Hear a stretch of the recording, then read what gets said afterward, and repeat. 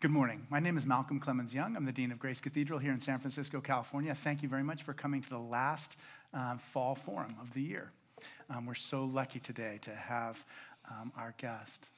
In a world where addictive technology is designed to buy and sell our attention and our value is determined by our 24/7 productivity, it can seem impossible to escape.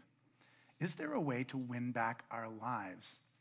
My guest today is Jenny Odell, an artist, writer, and educator whose work invites us to look more closely at the everyday world. She is the author of the New York Times bestselling Saving Time, Discovering a Life Beyond the Clock and How to Do Nothing, and How to Do Nothing, Resisting the Attention Economy. I've been doing a lot of nothing and also reading your book. Resisting the Attention Economy. In her books, she challenges the idea that our worth is tied to efficiency or constant productivity, and instead offers an action plan for reclaiming our attention, our sense of place, and our humanity. Today, we'll be talking about what it means to pay a new kind of attention, to imagine bolder forms of political action, to rethink our role in the environment, and to rediscover more meaningful understandings of happiness and progress. Jenny, thanks so much for joining us today. We're glad to have you. Thanks so much for having me. Yeah. Thanks for coming. So Søren Kierkegaard, the 19th century Danish philosopher, has this idea of the interesting. And it's like there's something about some things that just draw us in. And he said, he talks about the interesting when he's talking about these different stages. So there's the aesthetic stage, the ethical stage, and the religious stage. And in the aesthetic stage, it's all about the interesting. And it's I've always wondered about it, like what makes something interesting to us. And then for him, you know, it can be a problem because we end up never getting kind of beyond that shallow level to something deeper. Mm-hmm. But I wonder if you could talk a little bit about what makes something interesting, and why is that not enough for us, just like to be at that surface level? Yeah, I think thinking about it in terms of depth is really important and interesting. Because I think I spend a lot of time on the bus, like looking at other people on their phones. Yeah, me too. And I'm just sort of like, I'm not snooping, but I can, see what they're doing. And a lot of people are on TikTok. A lot of people will spend like the entire bus ride on TikTok. And I look at like the amount of time that they spend on each video, and I don't have TikTok because I'm scared of it. But it's so short, right? And it's like, I think I'm asking that question on the bus, like what makes a video interesting to that person? And it's like, I think on a very shallow level, maybe it's like something, it's superficially different from what it's sort of, maybe it's a little bit, outside of what you're used to. And then that kind of like wears off, and then you go to the next video. And if it's something that you feel like you already know, then you kind of like skip past it. But there isn't that longer sort of like sustained question of like, why am I looking at this? Or I don't know, there's no sort of like deeper engagement, and like that obviously concerned me when I was writing this book. So yeah. Yeah, it's funny, as you were talking, I was just thinking about surfing videos are very interesting to me, mm-hmm. because everything is perfect. I mean, it's so, like I'll go out to go surfing, and it'll be, rough and blown out and windy and no one's there. And then, turn on my cell phone, and it's just like this perfect glassy wave that's like 7 foot higher than the one that I was surfing most recently. But yeah, I can imagine it has to have something slightly different about it after you get to the 7th video. I just don't do it very often because the same thing. I don't have TikTok because I worry about it. We should all be worried. We should all be worried. Yeah, by the time TikTok came on the scene, I thought, you know what? I don't have to do this one. Same, yeah. So tell us a little bit about the attention economy. Like, what is the attention economy? And then, you wrote this in 2019. I was completely wondering just how things have changed. Oh yeah, I mean, I think they've gotten worse. But I'll talk about the attention economy. So it is, it's an economy like any other economy. The currency is attention. I would put things like, obviously advertising goes in there. Maybe certain like forms of like algorithmic like targeting, but even things like having a personal brand, or sort of like the logic that like an influencer has to work with, like more views are better, it's numerical. And I think the thing that's really key for me about the attention economy is like the attention in that equation is shallow. It's like what we were just talking about. And I think I really believe that there are many different forms of attention. They feel different. You know when you're experiencing them.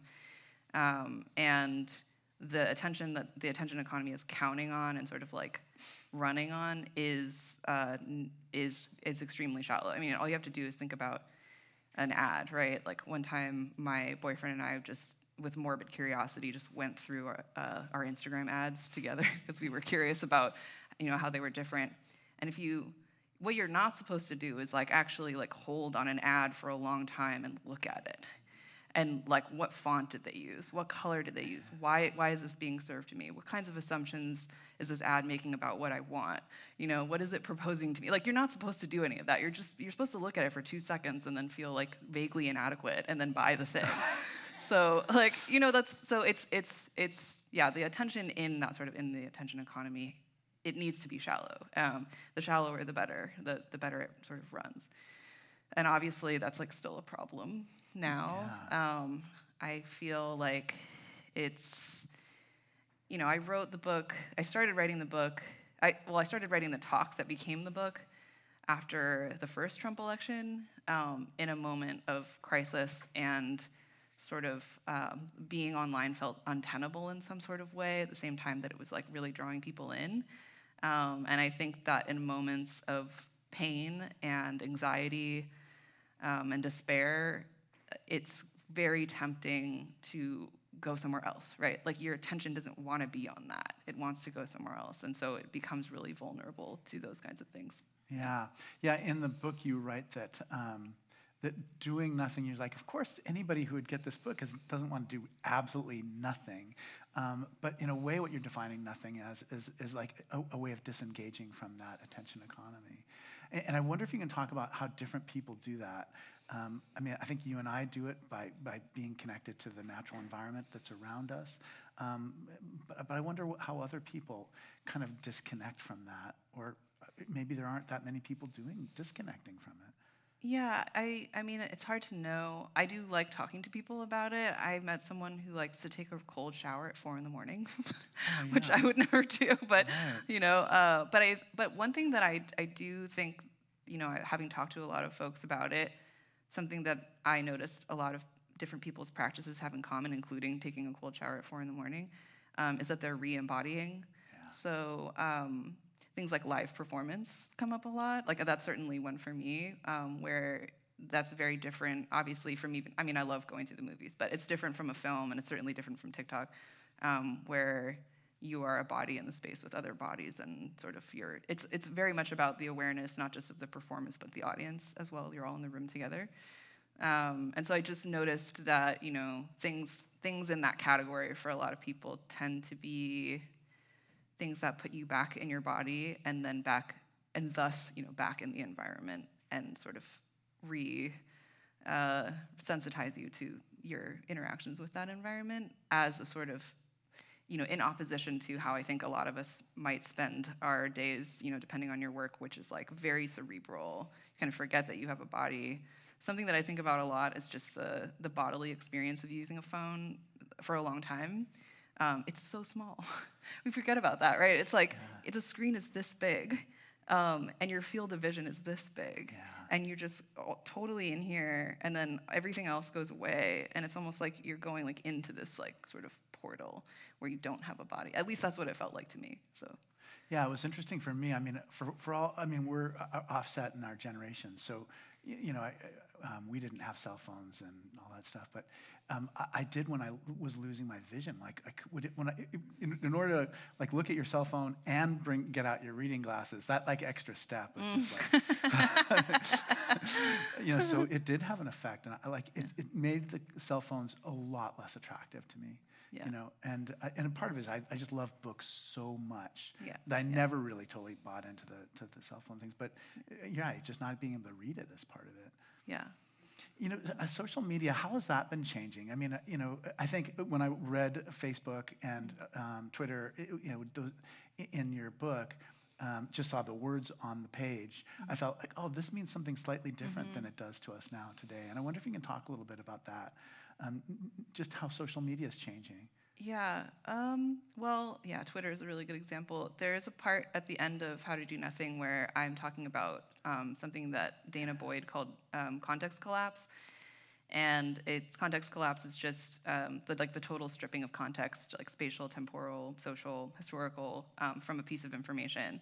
And so in that part of the chapter, I just list, I think it's like 13 things in It my feels Twitter like 20 feed. things. Yeah. Yeah, It's just everything in your feed. And yeah, they're so disparate. yeah. Just at one time, and it's like, something absolutely terrifying, a joke, a job posting, like a meme. And it's like all mixed together, and it's like like the only word for that is profane, right? Yeah, It's like yeah. so profane, and it's like it just feels like bad for you.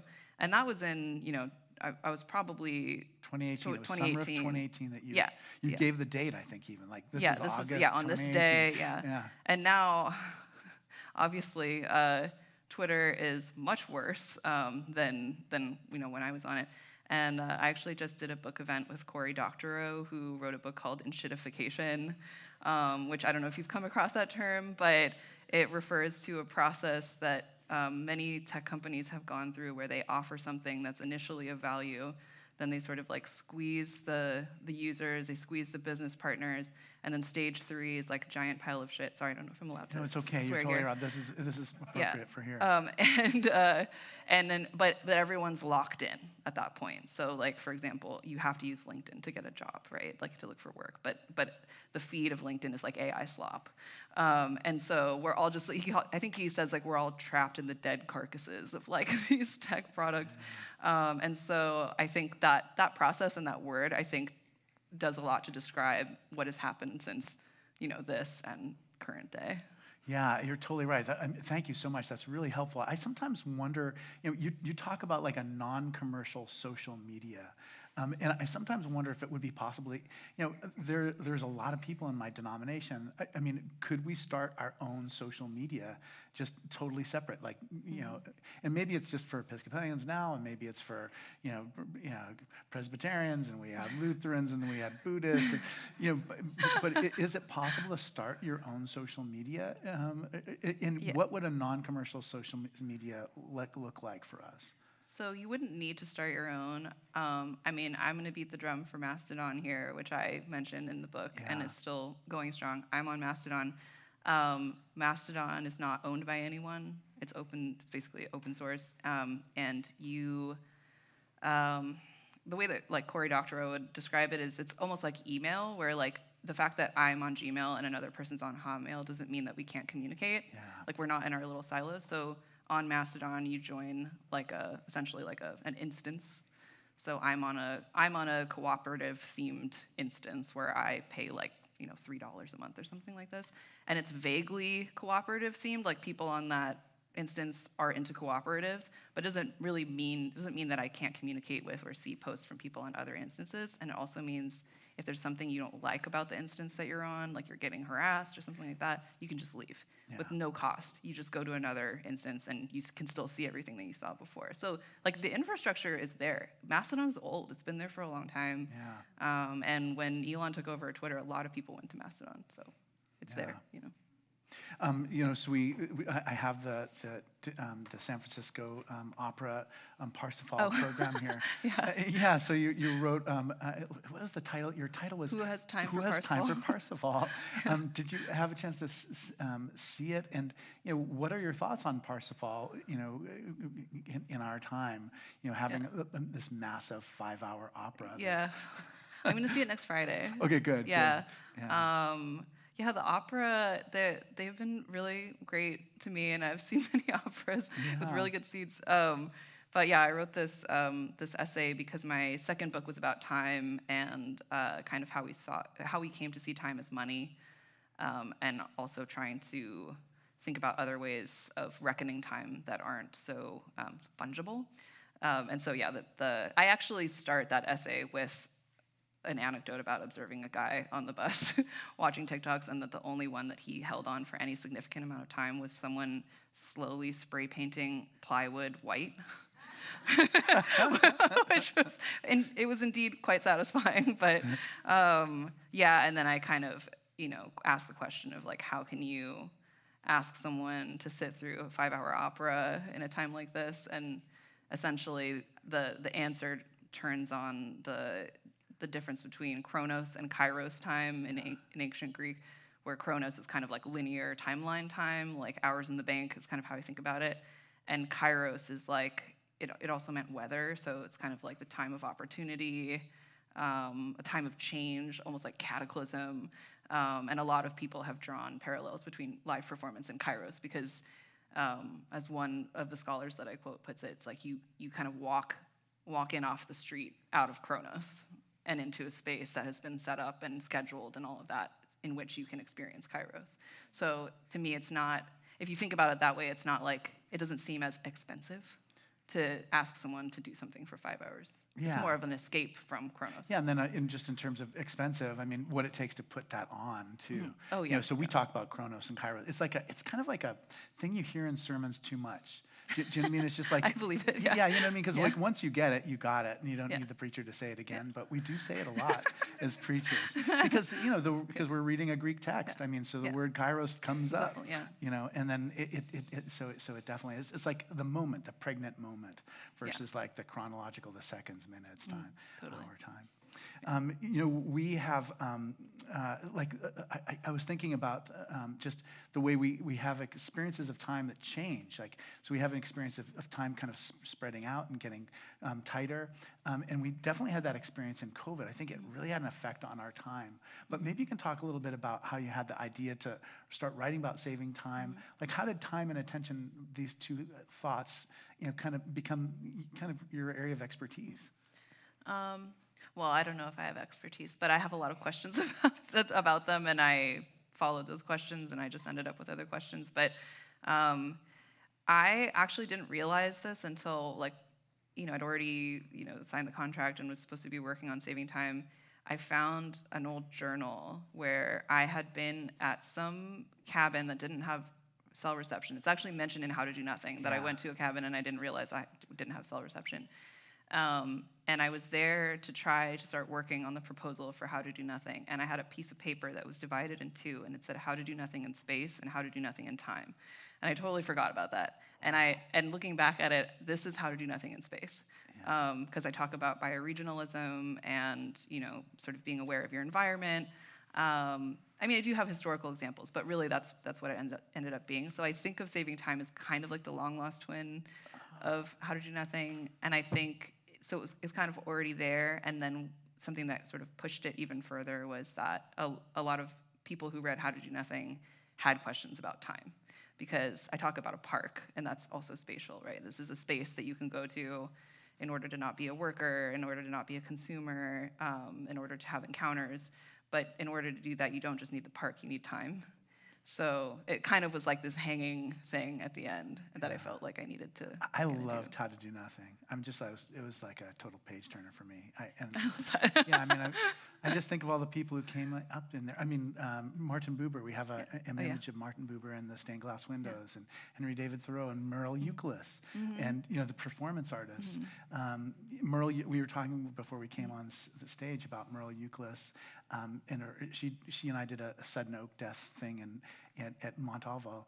But I wonder if you can talk about other like performance artists that are interesting, or even Merle Euclid if you want. Yeah, I mean, was a huge inspiration to me, and there's a great documentary about her that just came out. I haven't even seen it. Yeah, I think this past year, that I really recommend. I think it's just called Maintenance Artist. But I came across her work in grad school because I went to school for art, and I was just, obviously I remembered it, you know, many, many years later when I was thinking about this topic. I just feel like it was so evocative, just the image of the artist, you know, like washing the steps of the place where the exhibition is taking place, and also writing a manifesto about maintenance works in which she says, my work is the work, like I will simply perform the duties of a mother, and that is the work. And so I think there's something very, I think I'm sort of obsessed with reframing devices in general, like that other artists provide or myself trying to create them. And I think she really does that. Like it's very much about language, like what do we call things and then how do we value them and why is this work not recognized as work? And that's another thing that obviously gets picked up in saving time as well. But the other performance artist that I mentioned in How to Do Nothing is Pilvi Takala, who was Yes. a performance artist who got a job at Deloitte as an intern, and then proceeded to do nothing, like just sit at her desk and not do anything, and then she would ride the elevators up and down. And if anyone asked what she was doing, she would say thought work, which is really funny to me now that I think about it, because I feel like there's a certain type of person at like a high up like guy at a tech company who could totally get away with Yes, that. totally. He would totally ride the elevators up and down and say he was doing thought work, and everyone would be like, "Whoa, like don't get in his way." But this was this was a young woman intern, so.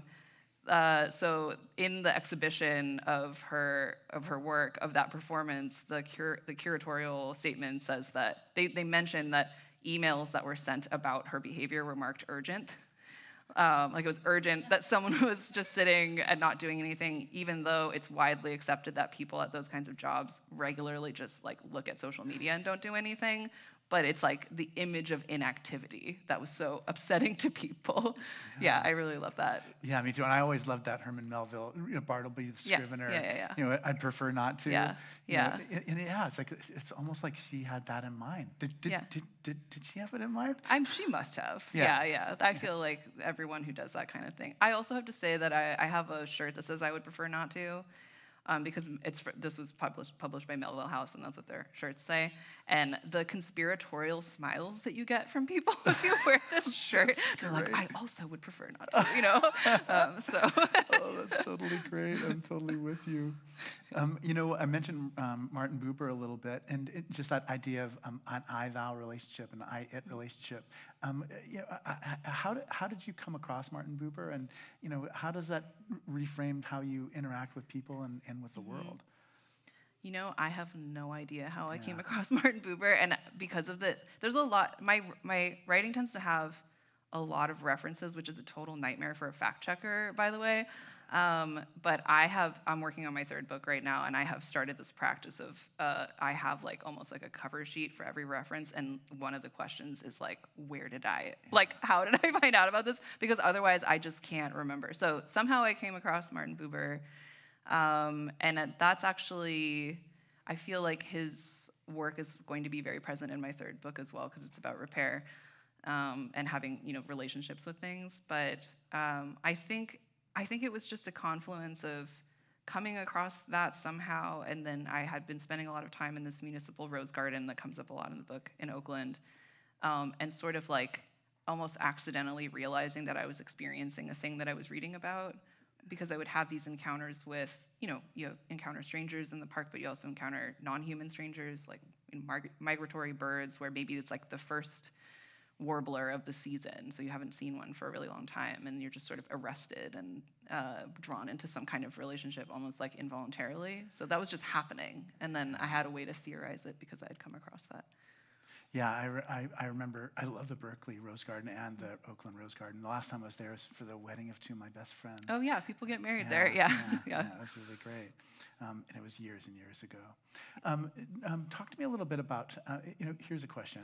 An aumakua is like almost like your spiritual animal in Hawaii. So, there's families who are like the shark families, and families that are the owl families. Like, is there any particular animal or bird that you feel particularly drawn to? I think that I love really tiny birds, and I relate to them. I don't know if anyone here Like plovers? Like, no, small, like a bush tit. Oh, Anyone here okay, know what a yeah, bush tit looks yeah. like? Okay, yeah, Really they're tiny. like this big. Just up from a hummingbird. Yeah, exactly. And I sometimes call them quantum birds, because they're like, it's like you don't see them move. They're just like over here now. And I recently. I like that. I'm gonna totally make that my own. Quantum birds. Bush tits, quantum birds. They also make the most amazing nests I've ever seen. That looks like a sock that's like hanging down from the tree, and then there's a little like side entrance that they fly in and like jiggle around. But yeah, I think like there's something. Maybe it's that movement, and they're so small. I don't know. For some reason, I think I relate to that, because that's how I feel about like my research and my writing and sort of the way that I look at things. It's like very active, almost like too active. So I think that would be my, Oh, I like that. yeah. For me, it's pelican. And Oh, yeah. for all the things you said, they're such awkward-looking birds, but they're 30 million years old. Nice. Yeah, I love the pelicans. Yeah, yeah. So they're also the way they surf on the currents. Oh, you must have loved the end of the book I totally then. did, exactly. Sorry, spoiler. Completely. The ending is about Yeah. pelicans. Yeah, that's exactly right. I was Yeah. like, this is really speaking to me. Yeah. So tell us a little bit about how you became a bird watcher. How did you begin to get interested in that, and how has that changed how you see the world, and how is it continuing to evolve? Yeah, it depends on. Yeah, it depends on how you define the beginning of it, which I actually find very interesting. Like, it's something I talk about in Saving Time is like, there's no origin of an event, really. Yeah. Like, things happen and then things other, it's sort of domino effect. So I think I would put the very beginning of it in 2013. And this is a moment that I describe in Saving Time where I had pulled an all-nighter. I'm like, wow, what was that like? I can't do that anymore. I pulled an all-nighter. I was working at a corporate job, and I also had an exhibition coming up because I was trying to make my art on the side. I got home. I was so tired. Just so immobilized. I was lying on the couch, totally exhausted, and my eyes were pointed at this redwood tree that was in the backyard. And this is in San Francisco. Yeah. And there were all these little things at the top of the tree that, in my delirious state, I was like, are those like they looked like fruit? I mean, I knew that it wasn't fruit, but it looked so strange. It was like this thing, like 30 of these little like round yellowy things, and I was just like, what am I looking at? And then I very slowly realized they were birds. And then this is before iNaturalist or Merlin or any of those things. I haplessly Googled San Francisco yellow bird, not getting anywhere close. It was Townsend's warbler. You would ever see 30 Townsend's warblers in the top of a tree. And then I just didn't find out what they were for 6 years. Wow. And then That's a long mystery. Yeah, they were cedar waxwings. Oh, yeah, of course. Yeah, because they do that, but Yeah. it really wasn't until later when I started. So to me, that's the beginning though, because I was Yeah. what am I looking at? And surely I had seen that before. Oh, yeah, for right? sure. It was in my field of vision. yeah. And so, yeah, I think, and then, 2018, 2019, that's kind of when I really, got the binoculars and got the bird guide. And that was largely a result of sitting in the rose garden and just, that's a great place to learn about local birds because you're going to the same place. They have habits. They have places where they like to hang out. And so at some point, I realized that those had been cedar waxwings, which I still really love. Yeah. I know you do. Yeah. You fall in love with these creatures. Well, I saw a seal last time I was surfing, and we have dolphins and whales at different seasons, and yeah, I mean, you feel like you form a connection in that mountain lion that I saw on Black Mountain. Yeah. And I should add that I moved to an apartment. It's still very close to the Rose Garden, but where my desk is, there's a window right here, and then there's a Japanese maple right outside the window. Yeah. And sometimes birds will be this far away from me. And you're just, I will completely forget about what I was doing. Yeah. It's just, right there. And I wrote a review years ago for The Atlantic of the book, What It's Like to Be a Bird by David Sibley. Yeah. And a lot of that review is me reflecting on moving from seeing, the checklist form of birding where it's kind of it's a noun to sort of seeing it as a verb. What is the bird doing? And it's always doing something different. I've seen birds that I thought I knew doing very strange things, 6 years later. So I think that's how it sort of changed for me. Yeah. Is there anything about the natural history of Northern California that you think more people should know about, or that you're surprised that people don't notice? Well, there's something I'm surprised I didn't notice until I learned it very recently. I grew up in the Bay Area, so I have observed, I've been in similar spaces for my entire life. I recently learned more about what our seasons actually are. And I sort of touch on this in Saving Time, that the 4-season sort of model, which is very European, it sort of got exported with a lot of other ideas about time to other places where it doesn't really map. So I mean, anyone here knows, like, if you really think about it for any amount of time, like, we don't have 4 seasons, right? Like, we don't have, like, spring, summer, fall. Like, it just, like, everything's really green right now, but it's winter, right? So I learned a lot about how basically right now, or after the first rains, is, like, our spring. Yeah. And then there's kind of, like, spring 2. Right. And then ecologically, summer is kind of like winter. I mean, our summer is kind of like winter because everything goes dormant. All of our native plants are adapted for, hot, very little water. They'll either kind of go underground Yeah, or I think of California buckeye trees. exactly. Yeah. So I was just, and I when I learned that, I was like, yeah, obviously, that's what I've been seeing my entire life. The hill, like I used to live within view of Bernal Hill, and it's like the hill would be green, and then it would be brown, and like it would happen at certain times of year, and it just really doesn't map to that 4-season kind of. Yeah, I mean, thing. I almost think of it in terms of like semesters. Like there's the fall semester and the spring semester, and then there's summer, which has got that fog season. Yeah, exactly. But yeah, I definitely think about that all the time. Our seasons are so different, and September and October are really different from each other. Exactly. Yeah. Yeah. Yeah, so that like the border seasons have a different, the great upwelling, like when all the bottom ocean comes to the top, it's like its own season. Yeah. So you mentioned that the idea of bioregionalism is really important in how to do nothing. How did you come across that idea, and how do you think it's useful for ordinary people to see themselves in bioregionalistic terms? That's another one that I don't have any idea how maybe I'll just say in general, I was working at Stanford at the time. I was teaching art. I had access to the Stanford Library, which is a great library. And I think I just had all these sort of like paths of inquiry. And what I remember about that time was being in the stacks and going to all of these disparate sections and being convinced that I was the only person that had ever done that particular path because, like labor history was like in the basement, and then like, ecology was like on the 3rd floor, and like, just all these kinds of different configurations of stuff. So that it all happened in that time, and it's all kind of like a fog, so I don't remember, but I think things were kind of like setting off other things.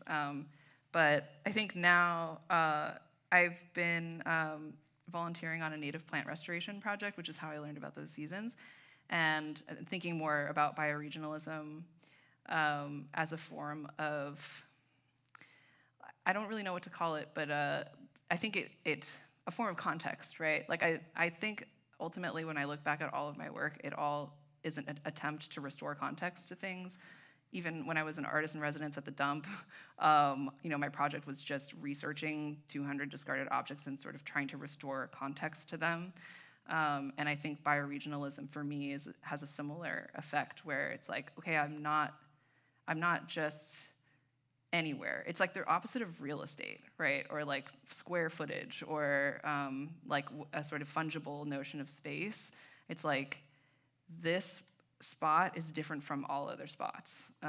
There are like microclimates, microregions, there's subspecies, like there are things that are very specific to particular places. And for me, that volunteering project has been a way to sort of be in touch with the like highly specific character of that place, but also to understand how it's part of a bigger,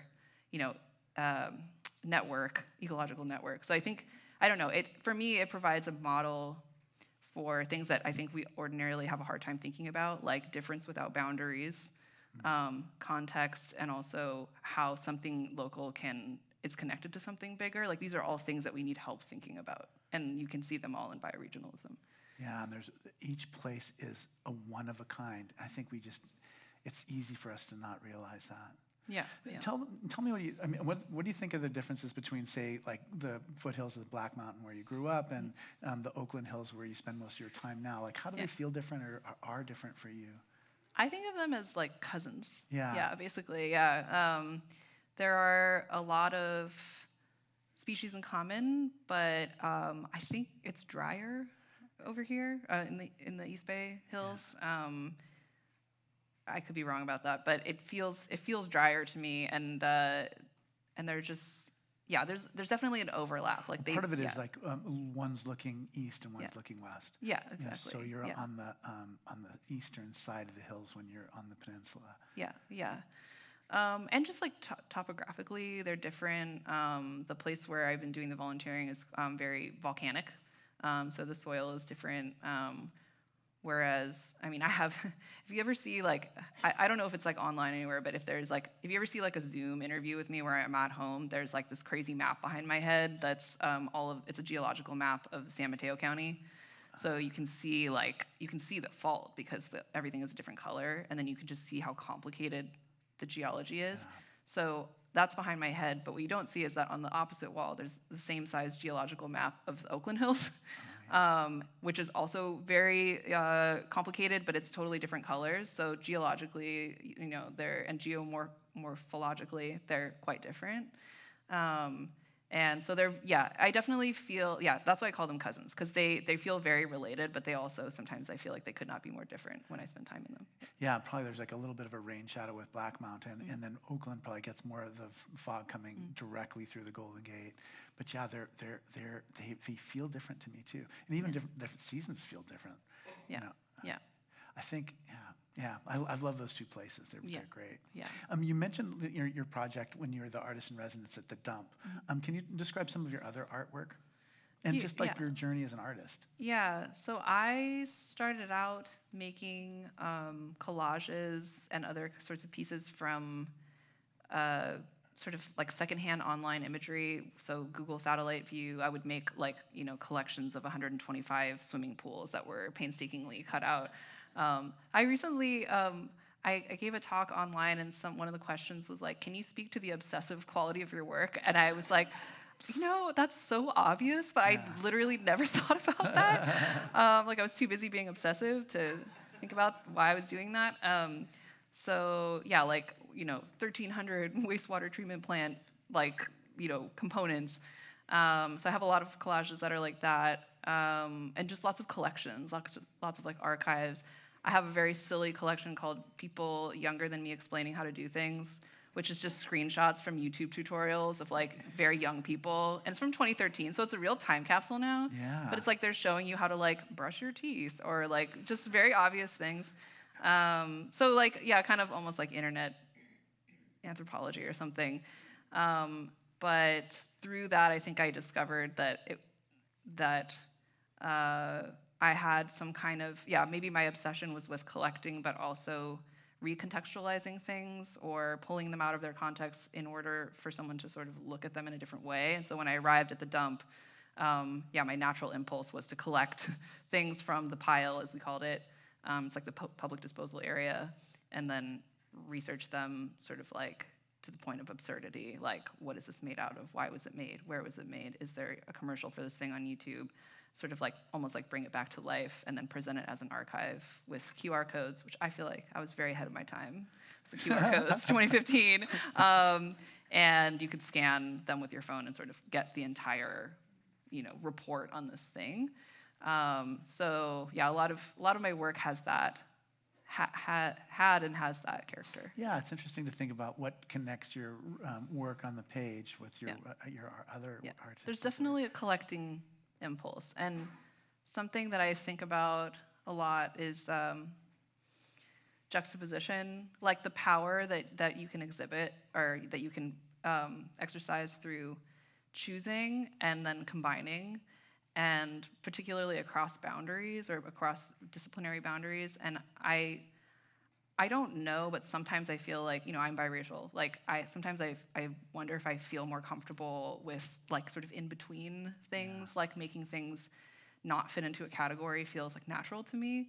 And so I really Saving Time has very academic references, but it also has a Beavis and Butthead quote that I'm very proud of. And I'm not just doing that to do it, but I'm doing it because I need to say something, but I'm also apparently willing to be very irreverent about my sources.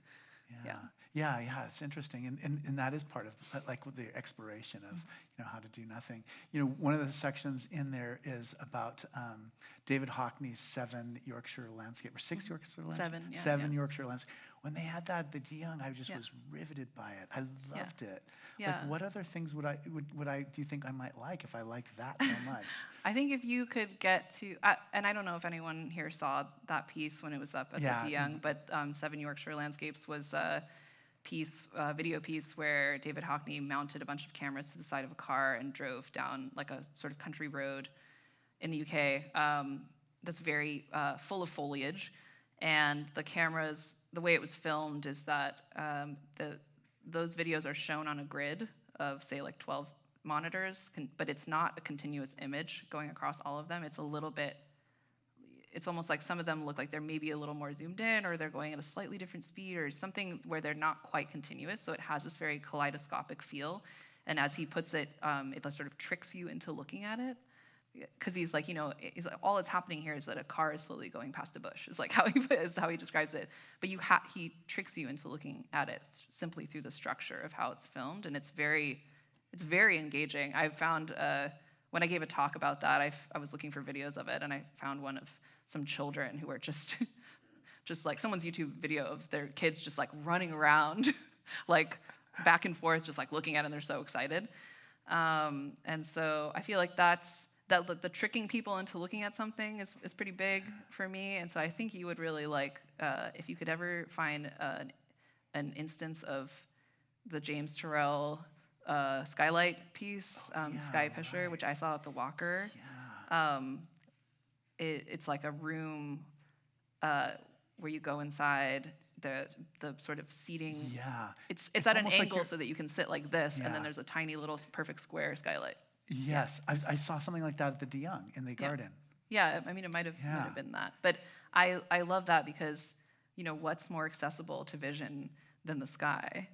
It's always there. You can go outside anytime. We could go right now and look at the sky, but there's like something about the square and the size of the square and the position that makes not only the color of blue more Vivid. but also the shape of the clouds, the speed of the clouds, the form of the clouds. Like I went on 3 different days at the Walker, and they were completely different. So, The photograph that's on your website is a picture of clouds. Yeah, And yeah. I was like, oh, I love those horsetail clouds. That Yeah, just, you yeah. know, we don't get them during every season of the year. And that's another thing about our sky just looks so different. Like you could see the stars in San Francisco last night, and we went 4 months without being able to see stars in San Francisco. Yeah. Yeah, I love that. We have a practice where we take questions from our audience. And so if anyone has questions, Rebecca Nessa will collect those questions. Could you talk a few about teachers who influenced you, or people who inspired you, or, how did you find your way to this place where you are today? Yeah, I have to mention my friend, John Choptaw, who's a poet in Berkeley. And he did the Emily Dickinson. Yes, he's also a scholar of Emily Dickinson. And when I was in undergrad at Berkeley, I took, I think, 3 or 4 classes with him, one of which was a class about, it was a poetry writing class. One was, I think, just about, we were studying poetry. And then I wrote my thesis on Emily Dickinson, so he was also my advisor. And when I was writing How to Do Nothing, I got to a part where I felt like I needed to talk about Emily Dickinson. And I contacted him, like, out of the blue. It had been many years at that point. And we got back in touch, and now we're quite good friends. I wrote the foreword for his recent poetry book. But he obviously had a very large, and continues to have a large influence on me in terms of thinking about poetics, because something that I think is important for me that's also a challenge in just the current sort of media environment. I'm not just trying to write nonfiction. It's called nonfiction. It's sold in the nonfiction. It's often put in the self-help section. I mean, I love going to bookstores and seeing where they put How to Do Nothing, because I've seen it in self-help, like current affairs, like economics, religion and spirituality. Fits better in there than any of the other aforementioned categories, I'll say. Yeah, there's some really weird ones. In Berlin, it was in anti-capitalism.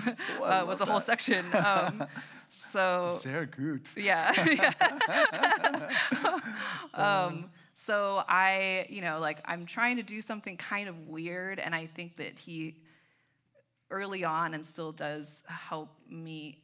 He's very encouraging in terms of recognizing what it is that I'm trying to do, and that it is in part a poetic project. And and being like, that's, you're allowed to do that. And even if it gets distorted by marketing or whatever, it ends up on the Target.com collection for self-help products, self-care, which has happened. Like, that's not my problem. Like, I am doing something else. So yeah. Yeah, that's funny. What other classes did you take at Berkeley that, like, you remember that influenced you? That yeah. I mean, I took a critical theory class that introduced me to Walter Benjamin. Oh yeah, right. You And mentioned Walter Benjamin there's in a here. epigraph, I think, in here. It's a Walter Benjamin quote, and it's still, I'm thinking about him a lot for my current book. So certain things that I was introduced to, but also, like, I took a drawing class that taught me a lot about observation. Wow. And I took some biology classes that I'm thinking about a lot right now because of all the landscape restoration stuff. So and then I would say there was an amazing urban studies class that I took that I've met other people who were in this class, and we all remember this class, and none of us were urban studies majors, and I actually saved the reader from that class, and I referenced it in How to Do Nothing, because we talked a lot about sort of the production of space, and I think because I grew up in the South Bay, I was very hungry for ways to describe what I felt was wrong with that space and how ahistorical it was, and why why I grew up so much like in opposition to the mall, and like I love Parks and That place R.I.P. was insane. Yeah. It's funny. It reminds me a little bit of Rebecca Solnit's book Wanderlust. She was on our program. Absolutely. But man, I love that book. That was one of my favorite books. I remember when I read it, I just opened it. So to think about the history of these suburban landscapes. All right, well, I'm talking too much. We've got to ask these questions. Okay, I am a law school student. Doing nothing is not. Oh gosh, I got an option. I love that. Doing nothing is not an option. Do you have any suggestions? A great question. I'm a law student. What do you do when you're like your academic world is demanding everything, or your job is demanding everything? What do you do when you still want to do nothing but you can't? Yeah, I guess I have like a short-term answer and a long-term answer. And the short-term answer is actually something that Gia Tolentino said during the book launch for Saving Time when we were in conversation, and she said, sometimes like you just have to be on. Like I know this from my own like experience, and also having many friends who make art, where maybe you've been toiling for a really long time, and then suddenly you get attention, and this is like the spotlight is on you, and like you just gotta go. Like there's no like. That's just how it is, But that's a short-term thing, right? Like, obviously, you can't be doing that forever. Like, you will burn out. But I do think for me, there has been something helpful in the sort of like, okay, like just recognizing sometimes you're just in a period of time where it's just going to be like this, and hopefully, like, there's some rest in the future. I would say long-term, there's a quote that a Spanish journalist told me that I include in Saving Time of, do you need a therapist or do you need a union? And I only bring that up because like that question is like the question that so many people live, right? Like day to day. And I think a lot of it's very complicated to think through where the boundary is between individual response to something and then the need for collective, like you only have so much power, right? Like you can make adjustments. You can sort of try to make yourself more comfortable to a degree, or maybe not. Maybe you don't even have you don't have that leeway. At which point, like the only sort of remaining course of action is to go beyond yourself. And the word union is just, if you think about like just what that word is, right? It's just like more than one person like working together to sort of push on something. So it is something I thought about a lot. When I was at Stanford, I was an adjunct, so I had very little power, and I wrote an op-ed for the Times about how, we at the school should be, or we educators should be making the classroom a space that is sort of free of like hustle culture that was so pervasive in the rest of the school. And I was saying that as an art teacher because I have to do that, right? Like in order for my students to make art and experiment, they need to feel like they have the freedom to do that. And I wrote that op-ed, but then after I wrote the op-ed, I thought about, like where, where is the power to do that in the situation? If I do it, I'm an adjunct. I could just not be brought back, right? Like, if the art department doesn't do it, they don't appear as productive to the rest of the school. If Stanford doesn't do it, they don't appear to be a competitive institution. Like, someone in that equation has to take on the risk or take on the change. But I feel like in a lot of cases it cannot be the single individual. It's just impossible. I love that answer, and you're right. For 3 years, that would just be the moment that you have to, bear down on it. But then you also have to be paying attention to, is your whole life going to be like that afterwards? Mm-hmm. And you have to be sure not to make decisions that leave you on the same trajectory forever. Yeah, and I would also add one other thing, and I know I just said that it can't be fully on the individual, but one thing that I mentioned. And I have a very, very occasional newsletter, and I mentioned this in my last newsletter that I suggested trying that life is full of moments where you have to wait 5 to 10 minutes for something. I find when I was working at Stanford, I used to take public transportation. And as many of you probably know, Caltrain does not line up with BART. And so I would just have all these weird, I would be taking the bus. And so there were all these weird sort of moments where you couldn't really do anything. And that's very ripe for looking at your phone. That's sort of what it's designed for. And so I just suggested just for some amount of time, just try not doing that. And I've been very surprised by the results of that. I've had conversations with strangers, or I have noticed something new in a place that I'd been hundreds of times. Sometimes I will just do this thing where I will just count the number of blue things that I can see. Yeah. And then I will go left to right, and then I'll start over again because you didn't get all the blue things. And then looking for those things makes you have to acknowledge things like the architecture of the space that you're in, or something person who's walking by who was wearing something blue, right? And so I just think that on a very sort of prosaic, day-to-day level, there are these tiny things where you don't there's something that might be very habitual. I think it's very understandable, very habitual to be I'm standing in line for 5 minutes, I'm going to look at my phone, but maybe don't. I don't know. Yeah, I can't tell you how many times I'm the only person in sight that's not looking at my cell phone. It's just amazing. Yeah, just look at other people looking at their phones. Yeah, that's really very interesting. interesting. To me too. Yeah, I love that. Yeah. What about Georgia O'Keeffe's work and framing sky with various shapes? I'm not familiar with those pieces, but I feel like just from the description, it sounds like maybe it's similar in spirit to the. It's another artist who. I mean, I know. No, I'm not saying Georgia O'Keeffe is another artist. I'm saying the person who wrote this. I know who it is. Oh, you know who it is. Okay. I recognize her handwriting. Oh, okay. She is an artist too. Okay. Yeah. So she does. So that's about those big images. To pay attention to things in a new way. Okay, I would love to see those. I need to seek them out. And I also, it makes me think of the other piece that I mentioned in How to Do Nothing, which is called Applause Encouraged, by someone I went to school with, Scott Pollock, where he sort of did I don't know what those are called, those ropes that you use to make people stand in lines. Oh, yeah, right.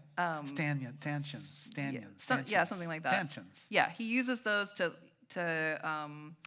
mark off an area, and then there's sort of a row of seats, and people are ushered in. Yeah. You're not supposed to use your phone. You watch the sunset, you applaud, and refreshments are served afterwards. And that's obviously, that's a framing in time and space, but that's yet another framing around the sky, right? Yeah, that was in your John Cage section. That was so cool. Speaking of performance artists, thoughts on Marina Abramovich's performance piece, Staring into Each Other. Oh, yeah. I've never gotten a chance to stare into Marina Abramovich's eyes, but I think I've heard that people have very emotional responses to that, right? They'll start crying or something like that. And I do think, just from what little I know about that, it is an example of the change that happens in one's experience, and maybe attention after even not that long of a time, and that there's something surprising on the other end of that. And so there's, I met someone recently who wrote a book called 10 Breaths to Happiness, that is a sort of a Buddhist book about this practice of every time you see something that you want to appreciate or is beautiful, you should take 10 long breaths. And so I started doing that, and 10 breaths is actually a long time. It's longer than you think. Yeah. I think if you, now that you're hearing it, you're probably thinking of about 3 breaths is the amount of time that you're thinking about. But if you actually do it, it's quite a long time. It's kind of hard to do in public because it's like a bird in a tree. You're just gonna be standing there for a while. But I think it has a kind of, obviously that's different because it's not like an intersubjective thing with another human. But something happens like around breath 4 where it's very different than when you were just looking at it, and you become much more aware also of yourself in the looking.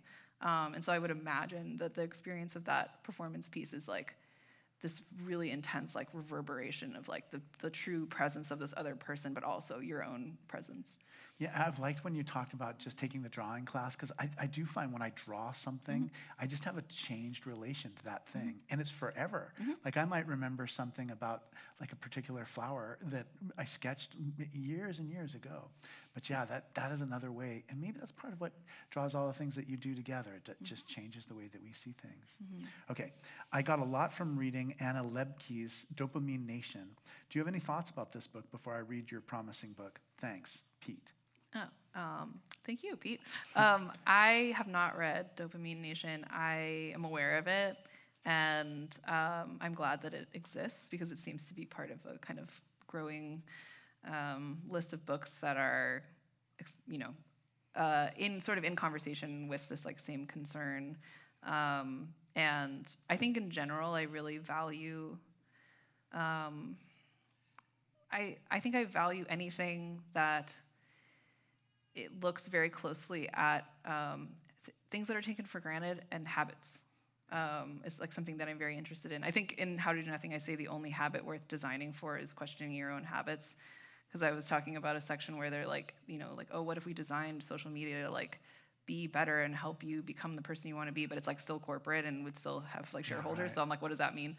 So yeah, I think there's a lot of, I really admire and respect any work that's sort of like, there's a phenomenon happening, it's making everyone feel bad. Like, what is this? Like, what is the actual process? And like sort of almost taking like a scientific eye and just like, what is like happening? And I assume in this book, like really on the level of the brain, right? And like dopamine loops and stuff like that, so. Yeah. It's been a few years since you wrote How to Do Nothing. We're curious if anything has changed in your thoughts about your writing or anything you would like to add now. Yeah, I think, I am thinking a lot about the book that I'm currently working on. I'm blanking on the person's name right now. I think it's Sarah Stein Lubrano wrote a book called Don't Talk About Politics, which I have not read because it was backordered. But I heard an interview with her where she was talking about what are the things that actually change people's minds. And it's not the things that you think, right? It's not basically like propaganda is only so effective. Like people change their behavior when they have a direct experience or their friends are doing it. Wow. And I actually think if you like really, like I thought about that and I was like, that's true. Right, like your friend is like the one who's like come to the protest with me, or like or you feel like subtly judged about something by your friend, so you like change, right? Like those are the ways that, or like you didn't believe in climate change and then you went through 3 hurricanes. Like these are the things that actually change your mind. And so I was thinking about that, and I was like, what does that mean for a book? Like I didn't really know where a book fits into that, and then I thought about how ideally, the book is a step toward one of those things. So, it just kind of helped me make sense of what I was sort of trying to do with both of my books without realizing it, which was like I want someone to have an experience, and I almost see the book as like a catalyst or a midwife or something, whatever you want to call it, that leads to this experience. And it's actually not about my book. And when I was profiled for the New York Times, they interviewed my best friend, and he said that he was like, Jenny doesn't want to tell you something. She wants you to have an experience. Like, he knew that about my work. And so I think maybe knowing about that more concretely, I'm trying to bring that into my current work, where to think about it more like, how can I make this even more directly be less about itself and more about the experience that it invites you into, even just directs you toward, like to have experiences of repair, and also to have it be, like, I have met people who have started birding clubs after reading How to Do Nothing, and that's how it persists in their life. Like, it's not through the book. It's through a group of people that are all paying attention to something. So I'm kind of trying to think about how can I play into that more directly. Well, I can't wait to read Saving Time. I enjoyed How to Do Nothing so much. It was a total surprise to me. I just didn't realize that I was, going to meet you through those pages, and it's been a huge blessing to me. And I can't believe it, but we are totally out of time. And we have today's preacher is a guest preacher, and I need to help him figure out how to do everything. Like where to stand and that kind of thing. That's important. But it's been such a pleasure to have likewise. you. The forum is going on hiatus until January. We hope to see you in December for one of our Christmas concerts or services. I encourage you to buy Jenny's book, available in the back. You're always welcome to join us upstairs for Choral Eucharist at 11 o'clock. We rely on your gifts and support for the forum. Gifts of any size make a difference. There are many ways to give, including texting the word THINK, T-H-I-N-K, to the number 76278, 76278. Jenny, thank you so much for everything. Thank you. You're